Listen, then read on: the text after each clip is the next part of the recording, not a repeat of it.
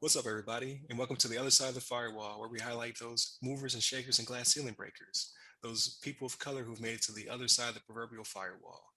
My name is Ryan Williams, and today, as always, I am joined by Shannon Tynes What's up? What's up? and Levon Maynard. What up? So, we have a really good show for you today. Today, we'll be talking about the T Mobile web usage data and how they're going to start making money off of you, these ads. So, I'll let you take it away, Shannon. All right. So this one's from arstechnica.com actually, and it's T-Mobile will sell your web usage data to advertisers unless you opt out, right? So you may hear this and be like, "Well, shoot, I always thought they were doing that anyway, right?" That's why I keep getting all these targeted advertisements towards me, right? We think, "Oh, it's already something that they were doing," but no, this time they're actually notifying us because they actually I'll hit it a little bit later, but they actually got in trouble for this once before. But next month, starting April 26th, T-Mobile is going to begin a new program that uses some data we have that they have about us, information for like your web browsing, device usage data, service. They're going to provide this stuff to their third party for third party advertising. Man, I can't get it together today. So You're good. yeah. So they're gonna send out a privacy notice to us and say, hey, when we share the information, it's not tied to your name, right? Because that's what people were probably thinking is that, oh, they're gonna see, Shannon Tynes, this, that, and the third. But no, it's gonna be a an advertising ID that T-Mobile uses for you. And I know Google does the same thing. I know that on Google, and I do this myself actually. Every once in a while, I'll just go and reset my advertising ID on there. You know what I mean? Just to do it, just keep them on their toes. If you want me, you gotta work hard to get me. You know what I mean? But it's one of those things where they're going to start selling it, and again, you can opt out of it, right? And they have instructions on how to do it and what you need to do if you want to opt out. But this is something that's not really new. But what I was mentioning before was they actually got caught doing this before without notifying people, and the fine I think that got levied against them was $91 million. Let me find this again. So yeah, FCC in February 2020 proposed a fine of $91 million for T-Mobile, which was the biggest for any major carrier at that time. But they said they're going to fight the penalty, right? And what's crazy about this is that we can go back a little bit, right? And during the President Obama administration, the FCC tried to require home internet and mobile broadband providers to get the opt-in consent before doing this, right?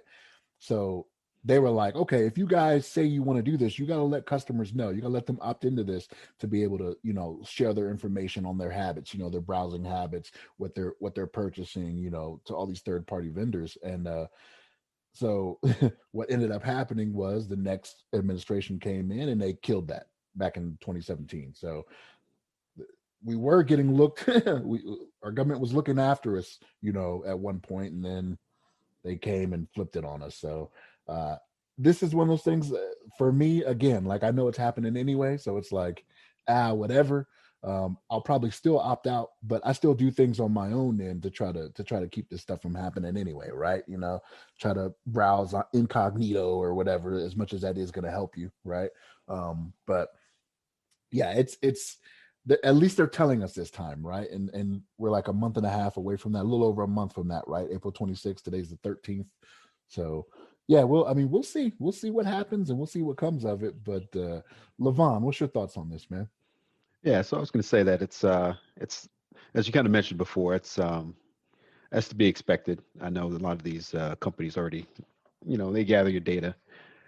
It's part of the service. You can at least, like you said, they're sending out warning ahead of time, let people know of some changes as far as how they're gathering this data, what they're selling to these companies. Like you said, the advertising ID, which is not tied to our particular information, like they don't know our name and address, which is good. They just know some of our browsing habits and some sites we like to go to, and maybe even how we like to use the device, what kind of programs, what kind of applications maybe we use on the phone more than others, which you know uh, is concerning. But at the same time, it's not the end of the world. It's like pretty much anytime you get on the internet and you start browsing things, unless you're like, you know, you're incognito, you're using VPN and all this kind of stuff. Uh, people are going to see what you're doing. Um, and then you even got to look at what the VPN provider you're using, if they're using the proper methods to secure your data, if they're trying to sell it, if you're using a free one, a lot of times the free ones are actually like doing things on the back end that maybe you don't like, that you want to like them doing with your data. Um, so it's one of those things that, you know, it's I'm glad that they're giving warning to customers to opt out of it. I think I got an email about it just the other day. I looked at, because when you guys sent me this article, I actually looked at some of the options that were in this article, and my settings were already set to do not sell, because I think I had looked at this a while back. But I normally do that whenever I see the opportunity to do not sell my information. Um, and then even if I get like, I don't know if you guys do the same thing, but I get credit card state or free credit card, or credit card like pre-approval, like stuff like that. But you can actually go in there and there's options to opt out of getting these kind of communications from credit card companies. So I've opted out of those before. So I get, you know, far fewer of those kind of approval credit cards in the mail. So um, this is kind of the same boat. You got to make sure that you guys are, you know, as the audience, make sure you guys are just opting out. If you don't want your information shared out there, if you don't want them tracking your browsing and selling to companies to help them, you know, pitch more, you know, more deals to you that you, and some people enjoy it because it will, you know, if you go to Facebook and things like that, you start browsing, you search on Amazon for something, and you go back to Facebook, then all of a sudden you see the thing that you would search on Amazon for on your feed on Facebook. They use this kind of thing to track your utilization and try to advertise things that they think that you'll like. And maybe some people that might be good, maybe you'll be able to find some things that you were looking for, like, oh, this new product came out that's something that I'm interested in, like some sort of a, you know, gadget or something like that. And you can use that as a way to do some shopping, especially if you're a shopaholic, like some people are. But yeah, I think it's I'm glad that they're, like we said, glad that they're taking the initiative to warn people ahead of time. I know there's a lot of companies that are under the fire right now. Google, you know, some others, Facebook in particular. Google and Facebook, I think, are the two big ones right now that are. I think they're actually in some. Uh, well, it might be slightly different, but I know they've been in like some talking to Congress and had like trials with the Senate and stuff like that, talking about the privacy policies, and now I think there's something going on with the news, how they're like um, controlling access to the news through the forums, through the platforms. But these kind of things are things we got to look out for as citizens, to make sure our data is being secured. But what's your thoughts on this, Ryan? You have any opinions?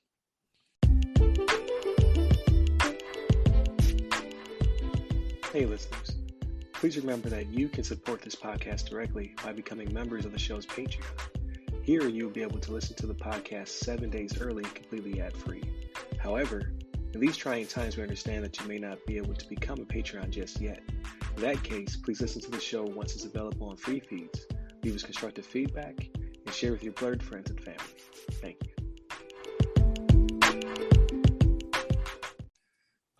So I'm not terribly worried about my data being sold. That's not really my concern.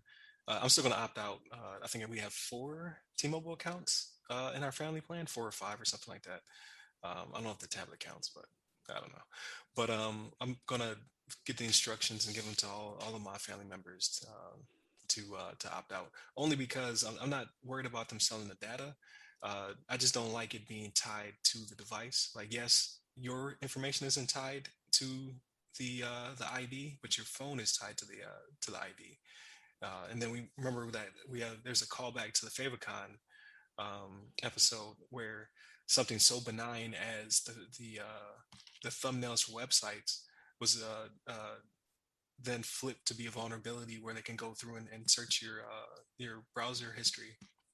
So again, it's pretty benign, and it probably would take some very far leaps to get from getting your ID to then stalking your phone. I'm sure that there's a lot of different mechanisms to stop that from happening. But as we have seen the past couple of years, people will tie the most loose factors together to create a pretty big vulnerability. So I just don't, I don't, if I'm able to opt out, I'm going to opt out. This is always going to be my way of doing business from here on out.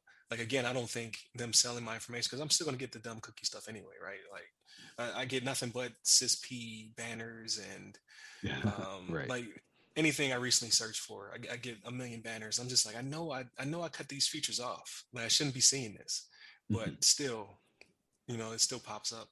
So it's just trying to uh, minimize exposure as much as possible. Try to minimize my footprint. Again, I love when machines know what I want. It just Yeah. makes life so much simpler. But I'm starting to get more and more, I guess, paranoid, just because they're thinking of vulnerabilities and different ways of accessing my data and my devices that I just didn't think about, and I'm tired of being reactive. Like, so a proactive step would just be to minimize my exposure, which is what I'm going to do in this account. Um, and then Shannon, you mentioned that they got caught doing this before, but it was even more. Is more worse a proper phrase? It was More even egregious. worse, More egregious. more egregious, because they're That's right. they're selling location data as well with it. So not only were they selling, you're like, oh, this person likes to browse this, but they also like this person goes to this location a lot. So if it's your favorite restaurant or the bus stop or your place of business, um, kind of like how when I had a note, it would give me the route. It'd be like, "Oh, you're so close to home right now. Traffic is great." I'm like, "How do you know I'm going home right now?" Mhm. Right. It's because you know what I mean. Like these niceties can come back to haunt us. So I think in this one, it's like you're not going to gain anything by Deutsche Telekom selling your information. Like you're not going to get like the best ad ever in a coupon because of it. So just hit the button, just opt out of it. It's not going to hurt you. It's just going to, I guess, not really do much for them. But So like that's my paranoid 2 cents. so like I'm a little paranoid about some of this stuff too. So like Levon, you were mentioning like how you keep getting the credit card things and whatnot, right? Like so I'll get those in email and whatnot. And so I'm paranoid. Like I don't even want to unsubscribe. Like my thought is if I unsubscribe, they're gonna know somebody's on the other end, and I don't want that. So Right. I'll just mark it as spam, and then they'll get no response, and then yeah, that'll show them right. Like that's where I'm at with mine. You know Yeah. what I mean? Like I'm not even gonna unsubscribe, so somebody is taking action on the other end. But Right. like and like what you were talking about with the location services, Ryan, like almost every app you have now, especially if it's one that's like if it's a Chick-fil-A, McDonald's or whatever, like there's always some type of location services. Like I will choose the setting that says used for this app only, but I don't know how or only when app is in use. That's what it says. Only when app is in use. But I don't even know how accurate that is. Like, do I know, am I sure it's not on all the time? And I just, you know what I mean?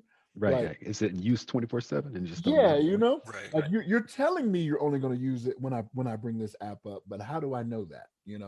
Like yeah. it's I don't know. Yeah. Because So the app may have some background process or something that runs Yeah, 24/7 right. that you never know about. So there is one like that. Oh man, I don't know if I should say the app's name because I'm not trying to blast it. But when I went to Israel last time before COVID finally struck, um, I was hitting the towers over there, and like T-Mobile was amazing. Like I love the company. I love just how I can be anywhere in the world. I have not found a place yet where it doesn't say "Welcome to T-Mobile" and here's some free data and other things. Like, but we're gonna charge you a grip for that phone call. I ain't gonna make no phone calls. That's fine. But so I was in Israel, and I kept pinging between an Israeli tower and a Jordan tower because Jordan is like right there. So it kept bouncing me back and forth. So I kept getting the welcome messages. So I was like, whatever. So I drove to the Dead Sea. Yeah, I went to the Dead Sea. Like it was a super cool place. I drove back, and then later on, my wife was like, "Hey, did you know that on this app I can actually see how fast you were driving?" And I was like, "What?" So I opened up the app, and then every time I hit a location, it pinged the tower as well as it was tracking how fast I was going. So, Wow. and I didn't even know that was a service that was running in the app. And then, were you using GPS? Were you using GPS when you were driving, or no? yes, I was using it because I didn't know where anything was at. But yeah, but I guess the app was collecting that data and it was tracking my speed. And I wasn't always going the speed limit. So it's like incriminating data being tracked. Right. Or somebody could just pull it and be like if it wasn't in my family circle or whatever, like if somebody could somehow get access to the app, they could have been like, oh, he's going around this corner and this is where we're going to beat him up. That's right. This is where we get him. But obviously these are all few and far between. Like this stuff's not going to happen to 99.9% of the population, but it's pretty crazy. Right. You never know. You just never know. Like the data is being captured on you and how it can be utilized in the future. So, absolutely. Again, I'm being paranoid. You gotta be safe. No, you're not being paranoid. You're being safe. That's right. That's why I need to be a CISO. I'm gonna keep your company safe. That's right. But no, that was a good conversation. I don't want to cut anybody off if they have anything else to add. I think I'm good. Good. All right, then I can land this plane. So. Shout out to my co-hosts. It's always a good conversation. Shout out to the Patreons for their support, keeping this show, it's going to run regardless, but you make me want to keep doing it. So I appreciate you. Thank you to those watching on, I'm sorry. If you join the Patreon, you'll get it earlier, right? You get it at least 7 days early, probably even earlier than that, completely ad-free. So please join the Patreon. It's a pretty good community in there. Or not pretty good, great. I gotta stop saying pretty good. It's a great community in there. But if you're watching on YouTube, please subscribe to our YouTube channel. We're providing more of this content throughout the week. Also hit a like if you like the video. I'm not going to tell you to like something you don't like, but it would be nice. Leave us a comment. Like I said, subscribe, click the bell so you know when more content comes out. So that way you can watch that as well. If you're a podcast listener, just continue to listen like you have been. If you're new to our podcast, please hit the subscribe button. We're probably on your platform of choice. And then I drew a blank. Oh, socials. So go to the website, www.theothersideofthefirewall.com, where you can get to our Instagram, our Twitter, our Facebook page and group, all that good stuff. And you can personally hit us up. I am RyRy Security Guy. That's RYRY Security Guy on both Twitter and Clubhouse. And Levon? And you can hit me up at Levon Maynard. There you go. We keep it simple here. Keep it simple. Y'all be easy. Take care.